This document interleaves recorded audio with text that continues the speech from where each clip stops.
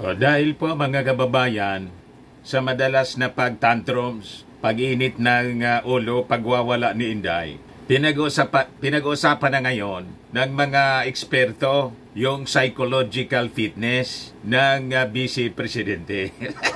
Ano ba niya ito si Inday? Bakit ganyan siya mag-behave? Ano ba yung problema sa pagkatao ni Inday? Upbringing ba to? O baka may tama? Yan na yun po ang pinag-uusapan. Ano tingin po ninyo mga kababayan? May tama po o hindi lang napalaki? Sabi nga natin, hindi napalaki ng tama ng magulang. Kasi yung magulang po, hindi man tama, may tama din. Kaya nga, paano mo mapapalaki ng tama ang iyong anak kung yung magulang po maraming mali din sa kanyang pag-uugali, sa kanyang pagkatao? Baka mana. Mana, mga kababayan. Kasi may kasabihan nga tayo, kung ano yung puno, ay siya yung bunga. Ang ginagawa ng matatanda, kahit na mali sa mata ng bata ay tama. Di ba? Hindi napalaki ng tama. Kasi walang tama na magpapalaki. Kasi yung magpapalaki sa kanya o nagpalaki, may tama din.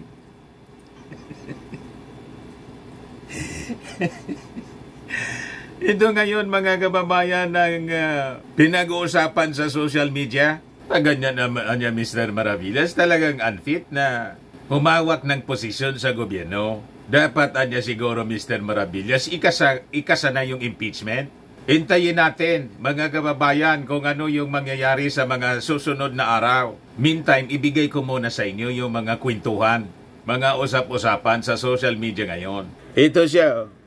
Sabi sa pinablis kahapon ng Philippines Defense Forces Forum, a military clinical psychologist suggests that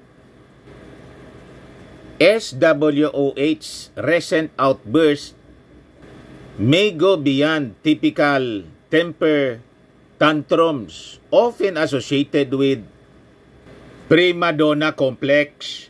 Ibig sabihin ng prima donna, yung temperamental person, mainitin yung ulo.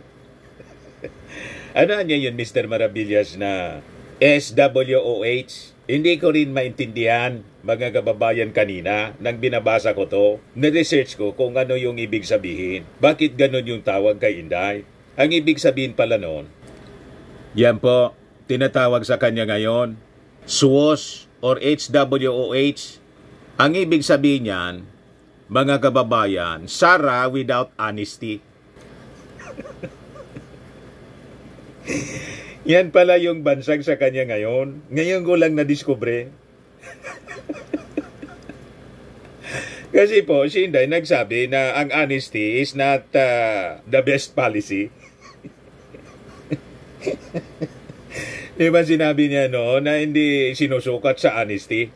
Ang mga politiko daw, hindi man dapat sukatan yung pagiging honest. Kaya yung tawag sa kanya, Sarah without honesty. So, you see, yun pala yun. So sabi dyan po, the psychologist observed symptoms that could indicate underlying personality disorders, particularly narcissistic personality disorder, intermittent explosive disorder, madali mag-init ang ulo, tapos antisocial personality disorder, or a combination of these conditions.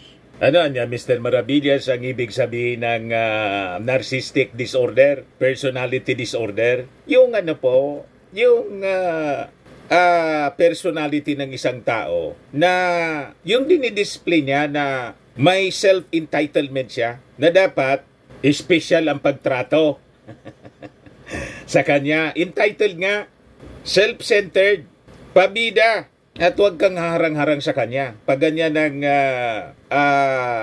natura ng isang tao. Sabi dito, what is a narcissism in a person? Narcissistic personality disorder daw is a mental health condition in which people have an unreasonably high sense of their own importance. Kaya nakita ninyo, nang ginisa siya ng Congress, uminit yung ulo. Walang Rolls-Royce anya dito. Ganon si Inday. Gusto nang diktahan mga kababayan yun, yung chairman ng committee, si Kimbo. Gusto niyang palitan. Sabi ni Kimbo, wala ka anya na po na wala ka pong karapatan na palitan ako rito. Ayan po si Inday, mga kababayan. Request that the chairperson of the Finance Committee preside over this hearing. Madam Vice President, with due respect, you are not allowed to do that, Madam Vice President. You are not allowed to introduce any motion.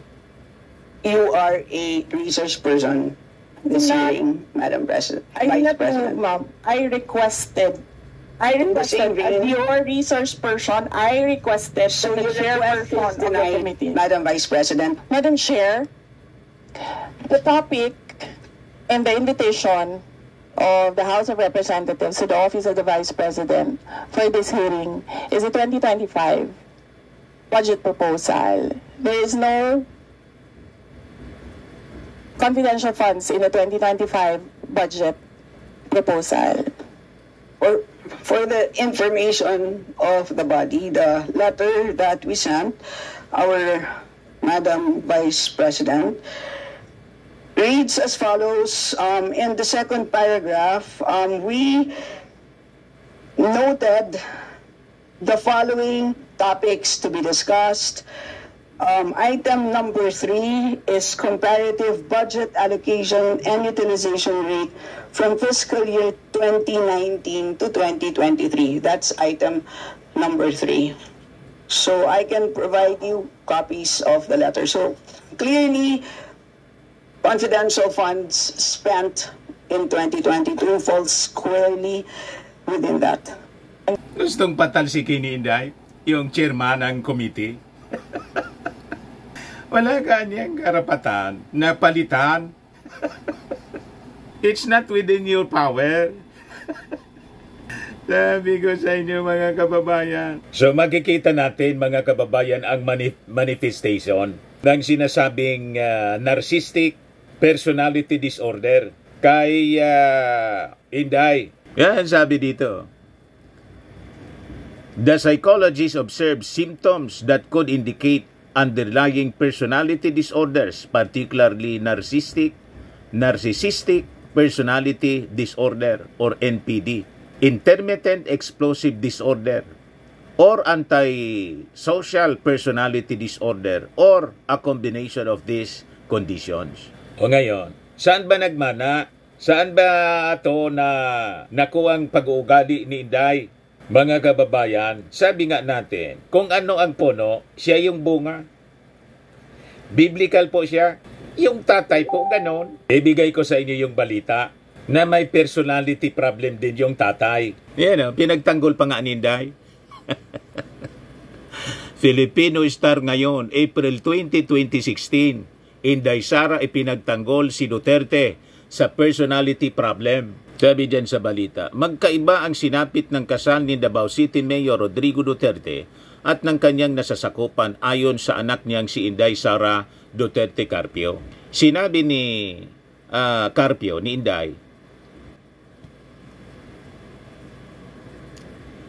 psychological incapacitated in a marriage does not reflect the character of a person outside the marriage, giit ni Inday. He's impulsive, he's selfish. Does his track record in governance as a public servant show that he is impulsive or selfish? They do not. Malinaw pong impulsive si Digo. Kill. Yung pagmumura sa kanyang bibig, mga kababayan, na lumalabas, parang gripo na pag binuksan, tuloy-tuloy ang daloy. Di ba? Malinaw na malinaw. So sabi niya dito, Sabi dito sa balita, sinabi niya ito matapos mahukay ang desisyon ng korte noong 2001 sa pag-iwalay ni Duterte at ng kanyang dating asawang si Elizabeth Zimmerman. Lumabas sa psychology assessment na naging basihan sa annulment ng mag-asawa na may ugali si Duterte na narcissistic personality disorder o masyadong nakatutok sa sarili. Yun din ang namana ni Inday, sabi ng nakitaan, sabi ng military psychologist. Pag ganyan po, delikado. May tama. Sabi ko sa inyo, tama yung mga sinasabi natin dito. Maganda na salita ng salita si Inday para nakilala natin ng maayos. Kaya tama itong sinabi po ni Akbayan Party List President Rafaela David. Sabi niya, congratulations BP Sara for finally and fully exposing yourself to the Filipino people as the inept official that you are, full of fury and noise, but devoid of substance. Puro angas pero walang talas. Tama po yung sinabi ni Emperor Napoleon Bonaparte. Never interrupt your enemy when he is committing a mistake. Kaya tuloy-tuloy lang. Hayaan natin si Inday na magsalita ng magsalita. Sabi ni congratulations BP Sara for finally and fully exposing yourself to the Filipino people as an inept official that you are, full of fury and noise, but devoid of substance. Puro angas pero walang talas, sabi ni Rafaela David, President Akbayan Party. Self-destruct?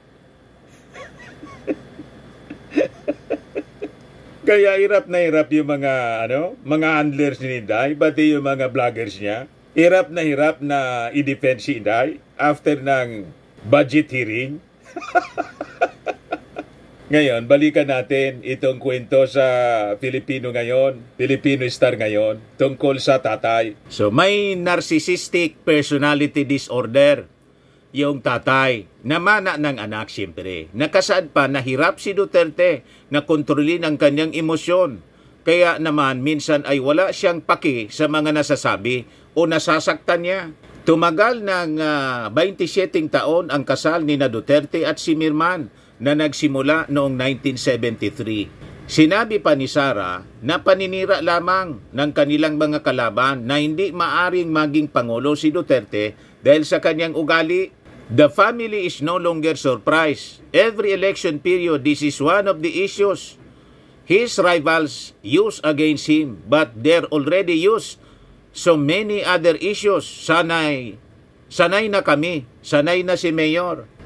The court may have used this as grounds for the annulment of the marriage, but the court did not say that he is unfit to become a leader.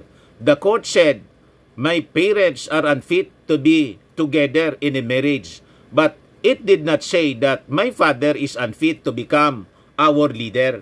Ngayon, after na mag-serve si Digong, mga kababayan, as our president, alam na ninyo kung ano yung nangyari.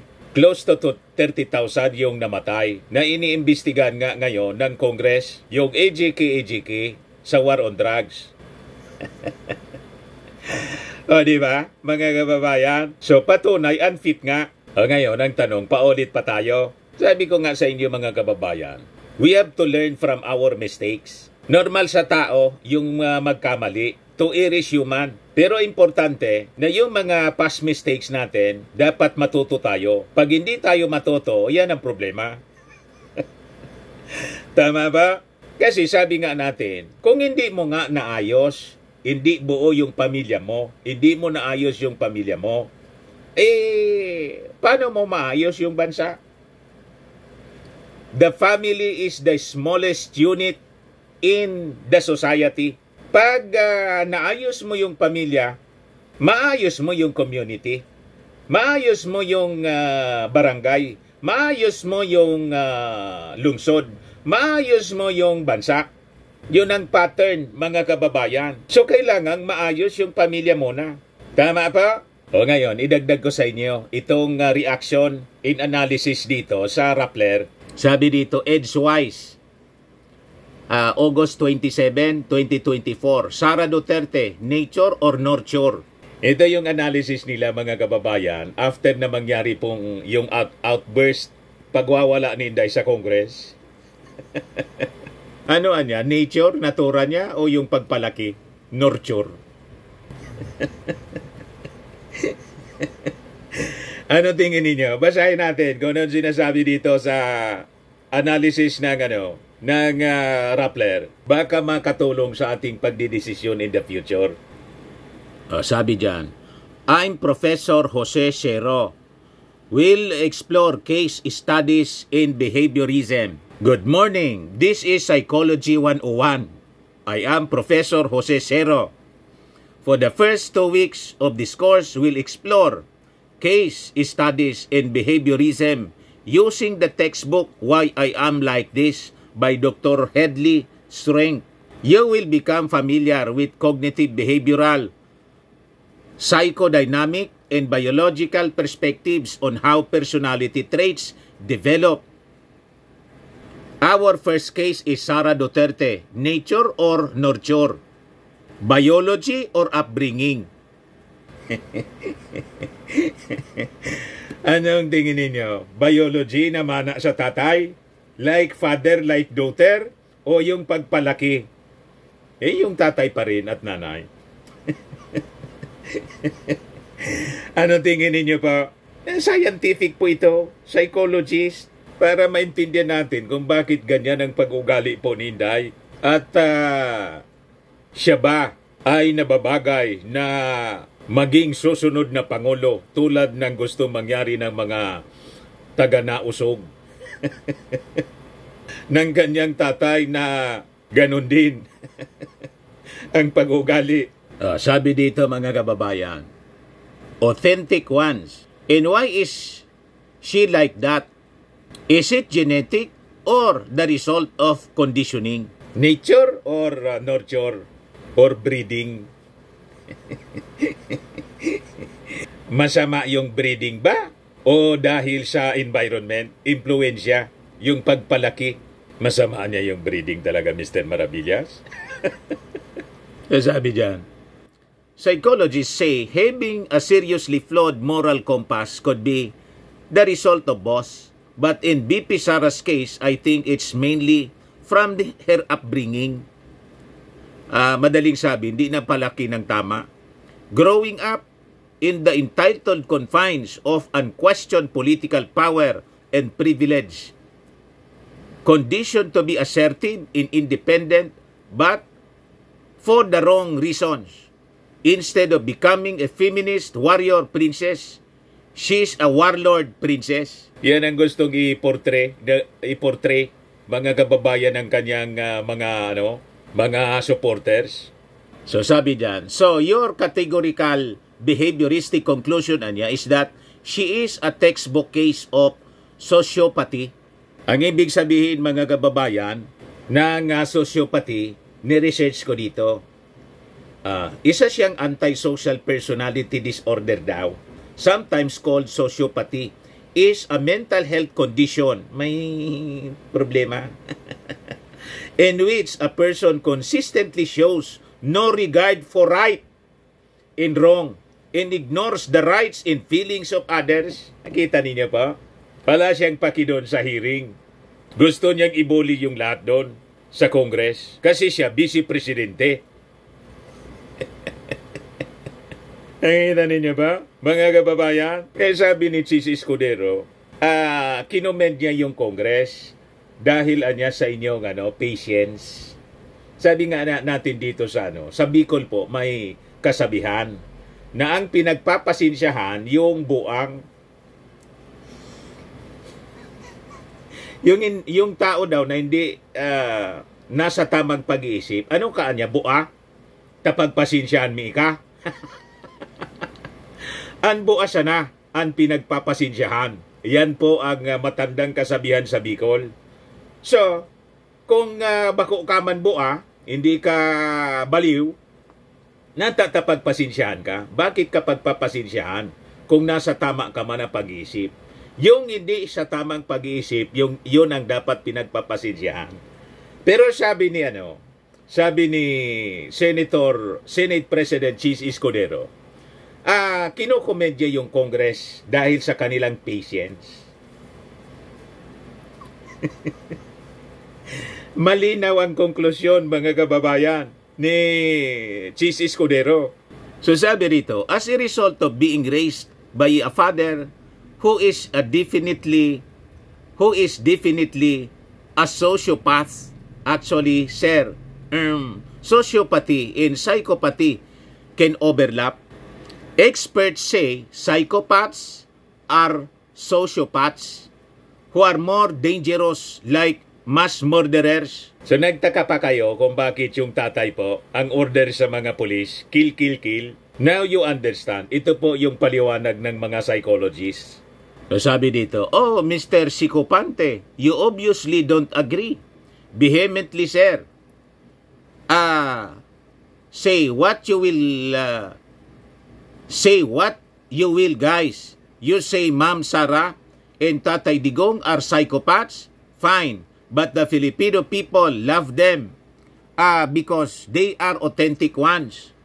Sabi dito, all right, class, that's all for today. Next week case study is Harry Roque, anxiety disordered or pogo multimillionaire. Class discussion po ito, 101. Psychology 101 by Professor Jose Cero. Ano tingin ninyo, mga kababayan? May base yung mga conversation po, discussions doon sa Psychology 101. Ngayon, tingnan natin itong statement ni Inday noong galit na galit siya, mga kababayan, kay Trillanes. Ayan po. This was in 2022. Ay basta several years ago. Ito. Mismong post ito ni Inday. Sabi niya, leave me alone, Senator Trillanes. The last time a person irked me, I made sure to make it difficult for him to bring me down. And Speaker Boy Nograles lost that election and was a billion pesos poorer. Like Speaker Alvarez, my advice to you is not to think of me. Speak of my name. Not even a whisper of Inday Sara from your ugly lips. Leave me in peace in Davao City, or else you and your friends will spend more than $1 billion in 2022 presidential elections just to make me insignificant. Let me repeat, do not bother me, and my slot will be available for a yellow senator for the 2019 elections. President Duterte imagines you will be shot. On the other hand, I will make sure that you are alive and in pain. I have been described as heartless by my mother. Please do not anger me so that you may remain relevant for the future generation. And you should listen to my mother. Published by GMA News. Tingin ninyo, mga kababayan, qualified maging Pangulo? At tama po yung sinasabi ng mga psychologists. Ngayon, kung hindi pa kayo kumbinsido sa findings ng mga psychologists po sa kanilang studies based on observation at mga display of behavior ni Inday, pakinggan natin po uli yung budget hearing ng Office of the Vice President kung paano mag-behave si Inday. Yan po, mga kababayan. To defend the budget in a question and answer format. I will leave it up to the House to decide on the budget submitted. Madam Vice President, we have 17 members listed for interpellation, and as you know, you've been here many times for our budget briefing, that this is an important part of the budget briefing. The GAA, the General Appropriations Act, is arguably the most important piece of legislation every year. At kasama po ito, ang pagtatanong at pakikinig po sa sagot po ninyo ay napaka-importante pong input sa aming pong trabaho. So, yun po, kami po ay, we will proceed to ask questions. Madam Chair, my answer for every question will be, I will forgo the opportunity to defend the budget of the Office of the Vice President through a question and answer. And I will leave it to the House to decide on the budget submitted. So, magsasayang tayo ng oras dito, paulit-ulit yung sagot. That is acceptable to us. Unless I hear any objection, that is acceptable to us. Madam Chair, siguro first observation, no, yung on the budget for the 2024, yung Vice President na nagsabi, Madam Chair, na slow and low utilization. So nakita naman natin doon sa presentation. So yung utilization ay napakababa. Pero syempre comment ko lang, no, mas mabilis siya sa confidential funds. 100% in 11 days. Madam Chair, since you allowed her a snide comment, you will allow me a snide comment as well. I don't recall hearing a snide comment, Madam Vice President. Ang snide comment, that's a matter of judgment. So please proceed Secretariat, Madam Chair, I would like the Secretariat to repeat the first 3 lines of the comments. Point of order, Madam Chair. Point of order, Madam Chair, kasi parang... So let's please proceed with the answer. Point of order, Madam Chair, kasi parang siya yung nagpe-preside eh. You allowed her a snide comment and then you will not allow me Please wait a snide comment. Excuse me, our members and our guests. I warn you. Please wait. Don't go into this rabbit hole. Please wait to be acknowledged before you speak. I request that the chairperson of the Finance Committee preside over this hearing. Matindi po. Madam Vice President, Confirm po talaga. with due respect, you are not allowed to do that, Madam Vice President. You are not allowed to introduce any motion. You are a research person this hearing, Madam President. I did not move, ma'am. I requested as your resource person, I requested So the your request chairperson is of the denied, committee. Madam Vice President. Madam Chair, the topic and the invitation of the House of Representatives to the Office of the Vice President for this hearing is the 2025 budget proposal. There is no confidential funds in the 2025 budget proposal. For the information of the body, the letter that we sent our Madam Vice President reads as follows. In the second paragraph, we noted the following topics to be discussed. Item number 3 is comparative budget allocation and utilization rate from fiscal year 2019 to 2023. That's item number 3. So I can provide you copies of the letter. So clearly, confidential funds spent in 2022 falls squarely within that. Ang nakuha ko na nasabi kanina Confirm. ni Representative Luistro. Luistro, yes, is that wala siyang time na isa-isahin per letter yung letter namin sa Commission on Audit on why the requested documents should not be released to Congress. Pero nakahanda na yung mga sagot niya sa lahat ng arguments namin sa national security, sa due process, and sa separation of powers. Is this part ba of what you said earlier, Representative Kimbo, let's stick to the plan. Yun yung narinig ko sa iyo kanina. Kasi kanina, very clear ang sinabi naman po, there was a plan, stick to the plan. Wala rin po ako natatandaan. I kept saying, let us all stick to the issues, which is the budget. So yun na lang po. Noong nagsagutan na kayo, ikaw, Representative Kimbo, tsaka Representative Castro, about the 11 days, 19 days, ilang days na yon ng utilization, nakita ko na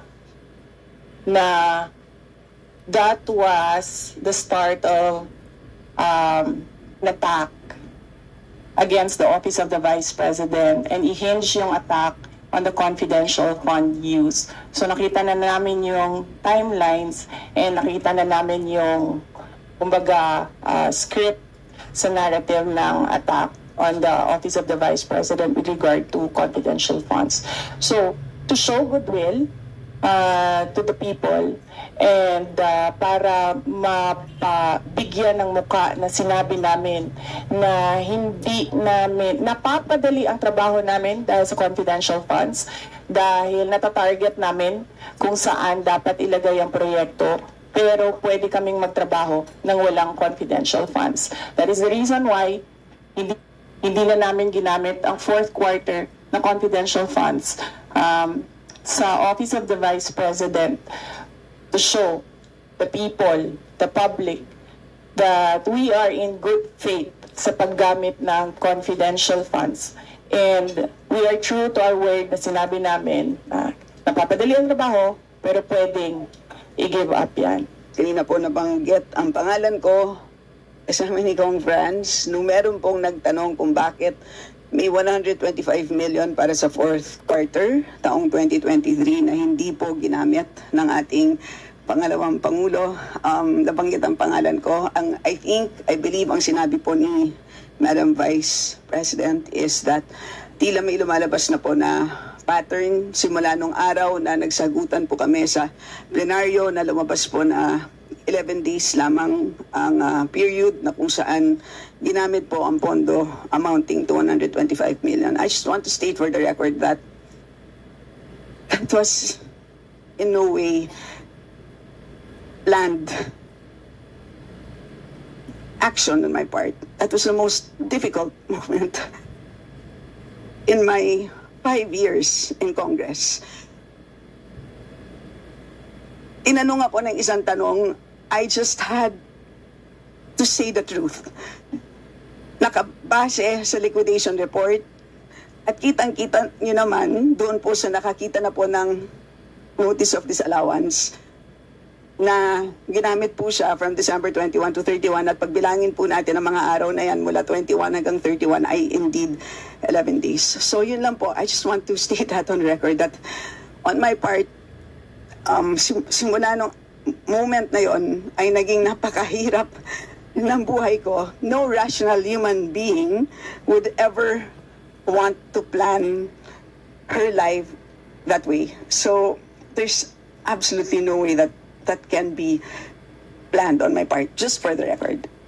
Ang gustong mangyari po ni Inday, hindi banggitin yung 11 days. Dahil sabi nga noon, yung previous budget niya, ang akala nga po ni Kimbo, 19 days lang na naubos in 19 days. Mali pa nga pala siya. Kasi based on records, 11 days. Kaya na siya si Kimbo. Iyon ang kinakagalit ni Inday. Lumalabas parang sinisiraan siya ni Kimbo. Si Kimbo po was just stating facts based on records. O ngayon, mga kababayan, tingin niyo, tama yung sabi ng mga psychologists. Yan o. The psychologists observe symptoms that could indicate underlying personality disorders, particularly narcissistic personality disorders, intermittent explosive disorder, or antisocial personality disorder, or a combination of these conditions. Ano ang ibig sabihin ng antisocial personality disorder?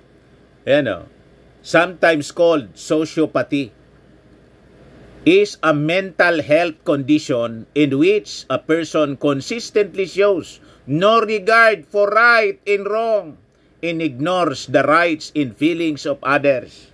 Wala siyang pakialam sa iba. Basta ang gusto niya, yung kung anong gusto niya, mangyari. Sabi ni Inday, walang rules dito.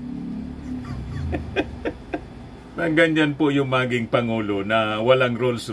Kaya tingnan ninyo po yung nangyayari doon sa Kingdom of Jesus Christ. Ayaw sumunod po sa batas. Ayaw magpasakop sa husgado. Yun ang spiritual advisor po ni Inday at sa kanidigong. Si Digong po, imbes advisean yung kanyang kaibigan na magpasakop sa batas kasi may court order, may warrant of arrest issued by the court, sinabi pa na illegal daw yung warrant of arrest. Ganon katindi po. Sa mga naghanap ng malinis and spacious fitness gym, pumunta lang po kayo sa aming Colossal Fitness Gym. We also offer Grab Car Rental with our brand new 2023 model ng Toyota Innova. We also accept booking for those who are planning to travel via PAL, Cebu Pacific, and other airline companies, local and international, and bills payment for Meralco Bills, PLDT, Aleco Bills, etc. Ang Colossal Fitness Gym is located at 3rd floor Security Bank Building, Landco Business Park, Legazpi City, Albay. For inquiries, look for Chilon Maravillas. Contact number 0966-802-0949. Yan yung aming Innova. Lagi na pong matao sa amin. Pati mga foreigners po, tingnan ninyo. Mga British tourists sila. Ang lalaki ng katawan na, mga kababayan, nag-gym sa amin. Ito naman po, Indian National. Ito mga mga European sila. Ito naman yung bago naming product na binibenta online, Eye Glow Serum. Whitening po siya galing sa South Korea. Tingnan ninyo yung epekto sa aking anak na architect entrepreneur, Riz Maravillas. For inquiries, look for Riz Maravillas on FB. Ito naman po, Firmax Firming and Lifting Cream. Pinapahid po ito sa mga pulses and affected area. Mainam po ito sa mga pains at paninigas na mga kaso-kasuan. Ito po, Automax Radiant Serum. Sa mukha naman yung application. Anti-aging po siya. You will look 10 years younger than your age. Sa mga cancer patients naman po, baka lang gusto ninyo itong itry. Nengxia Red Mix Fruit Drink. Hindi man po siya gamot, food supplement siya. Kaya lang, gawa siya mga kababayan sa goji berry. Yung goji berry may anti-cancer properties. Yung mga inquiries ninyo, dumiretso na lang kayo sa aming messenger sa Facebook para masagot namin agad. Ayos po, ako po si Dante Maravillas. Bye-bye. God bless.